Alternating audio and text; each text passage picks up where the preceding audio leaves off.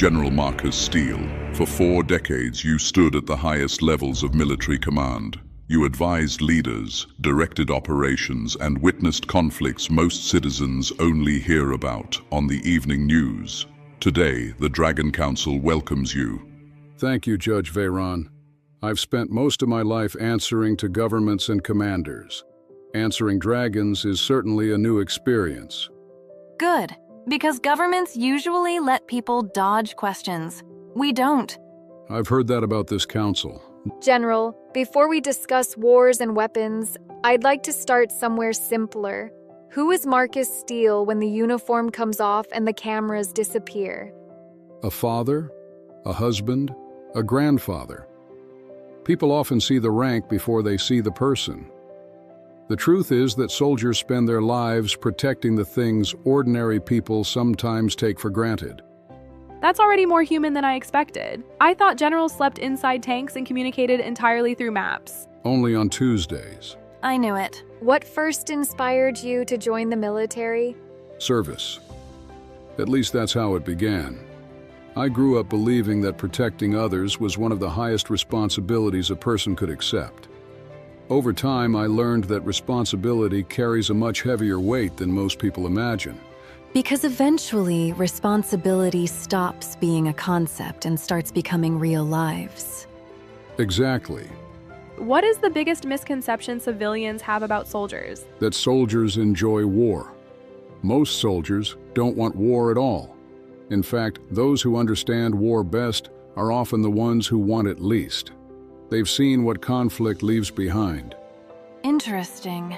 The people trained to fight are often the people begging everyone else not to. Experience has a way of removing illusions. When people imagine military leadership, they often picture power. Do you see it that way? Not really. Leadership isn't power, it's responsibility. Every decision affects lives. Every order has consequences. The higher you rise, the more people are affected by your mistakes. So becoming a general doesn't make life easier? Quite the opposite. Let's move into dangerous territory. I expected nothing less. I've always wondered, are they called soldiers because they defend nations? Or soldiers because somebody profits every time they're deployed? That's a clever question. Soldiers themselves are not products. Most serve because they genuinely believe they're protecting people. The danger comes when conflict becomes profitable for those far removed from the battlefield. So money does enter the conversation eventually? Money enters every conversation eventually. Can profit create incentives that make peace harder to achieve? Yes. That's true in almost every industry. Whenever large amounts of money become attached to a problem, some people begin benefiting from the problem continuing. Including war? Including war. Most people imagine conflicts begin with a single decision or a single cause. In reality, wars often emerge from a complicated mixture of fear, politics, resources, ideology, and economic interests. The uncomfortable truth is that once money becomes attached to conflict, some people begin benefiting from situations that others desperately want to end. And that's where citizens become suspicious.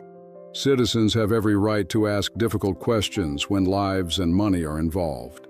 Trust is earned through transparency, and history contains enough examples of governments, corporations, and institutions making mistakes that skepticism is sometimes healthy. The challenge is separating legitimate concerns from simple cynicism. Do weapon manufacturers need wars in the same way restaurants need customers? It's not that simple. Defense companies exist to provide equipment and technology. However, it would be dishonest to pretend conflict doesn't increase demand. Translation: peace isn't always the most profitable outcome. For some organizations, that can be true. Does that concern you? It should concern everyone. Especially when money and power begin influencing one another. History shows us that happens more often than people would like to admit. The witness is reminded that this council values honesty above reputation. Then honesty is exactly what you'll receive. What's the hardest order you've ever given? The order that placed young men and women in danger, knowing some would never return. No training prepares you for carrying that responsibility. Does that burden ever disappear? No, some decisions stay with you for the rest of your life. And tomorrow we'll be discussing who really benefits from those decisions. Then tomorrow should be interesting. Today we examine the soldier. Tomorrow we examine the machine behind the soldier. Weapons, influence, intelligence, and power. The audit continues. General Marcus Steele. Yesterday we discussed the soldier. Today we turn our attention to the systems surrounding the soldier. Let the audit continue. A soldier never operates alone. Behind every uniform stands an enormous network of governments, industries, intelligence agencies, and institutions. Many citizens see war as two armies fighting. Is the reality much more complicated than that? Far more complicated. By the time soldiers arrive, thousands of decisions have already been made by politicians, advisors, analysts, diplomats, and military planners. So, by the time the first shot is fired, the story has usually been written by a lot of people sitting in comfortable offices. That can often be the case. Who benefits most from war? That depends on the conflict. Some gain territory, some gain influence, some gain resources, others gain political leverage. The tragedy is that ordinary people usually carry the greatest burden. The people with the least power often pay the highest price. History supports that observation. Let's talk about the uncomfortable subject. Weapons manufacturers. I suspected we would. Questions about soldiers are usually easy. Questions about money, influence, and power are where conversations become uncomfortable. Yet those are often the questions that reveal the most about how the world actually works. Can companies make enormous profits during conflicts? Yes. Modern warfare requires equipment, technology, logistics, vehicles, communication systems, and weapons. Large contracts often follow periods of instability. Does that create dangerous incentives? It can. Whenever money becomes connected to conflict, society should remain vigilant and ask difficult questions. If peace is the goal, why does the world spend so much preparing for war? Because nations fear being unprepared more than they fear the cost of preparation. Fear has always been one of humanity's most powerful motivators. And one of its most expensive. Nations spend enormous amounts preparing for threats that may never arrive. The difficulty is that no leader wants to be remembered as the person who failed to prepare when danger finally appeared. Do intelligence agencies know more than they tell the public? Without question. Their purpose is to gather information that is often sensitive, incomplete, or dangerous if released at the wrong time. That sounds like a convenient answer. Sometimes secrecy protects people. Other times it protects institutions. The challenge is knowing the difference. And citizens rarely have enough information to judge for themselves. Which creates distrust. When people know information exists but cannot access it, they often fill the gaps themselves. Sometimes those assumptions are accurate. Sometimes they are completely wrong. Either way, trust begins to erode. Can a government hide information from the public and still claim to be acting in the public's interest? Sometimes yes, sometimes no. The answer depends entirely on what is being hidden and why. That's a politician's answer. No, it's a realistic answer. People often want simple explanations for complicated situations. The truth is that some secrets genuinely protect lives, while others simply protect those holding the information. Distinguishing between the two is rarely easy.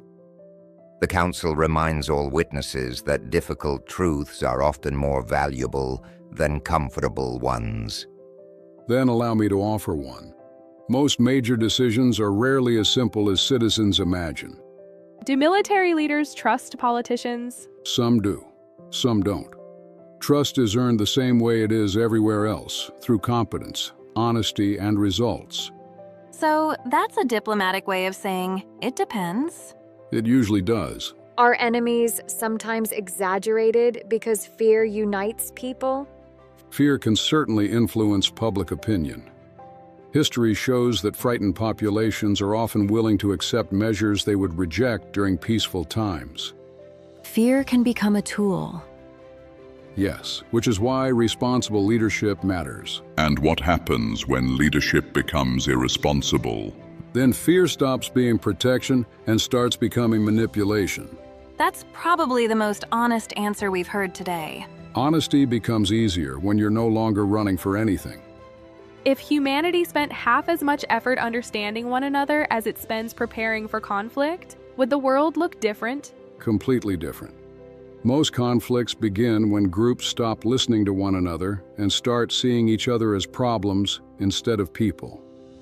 Understanding doesn't solve every disagreement, but it prevents many of them from becoming disasters.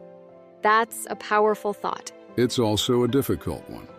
The second phase of this audit is complete. Tomorrow, General Marcus Steele will answer questions concerning power, truth, regret, and the lessons humanity refuses to learn. The audit continues. General Marcus Steele, we have discussed the soldier and the system. Today, we examine the lessons learned from both. Let the final phase of this audit begin. Some lessons are easier to learn than others. After everything you've witnessed, are humans becoming more peaceful or more dangerous? Both. Humanity has become better at cooperation and better at destruction. The question is, which side will ultimately shape the future? That's not exactly comforting.